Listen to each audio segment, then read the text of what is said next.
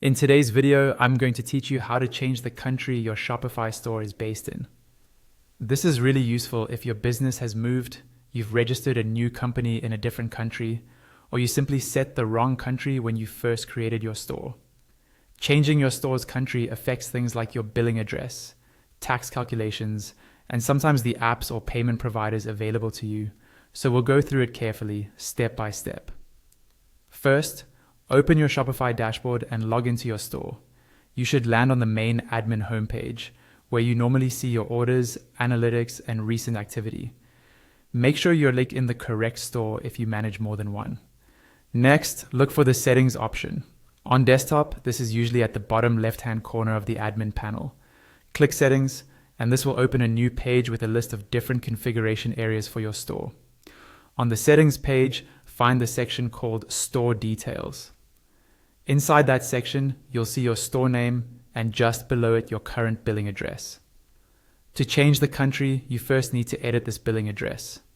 Look for the small pen or edit icon next to the billing address and click it. This opens the full address form. In the address form, you'll see a field labeled country or region.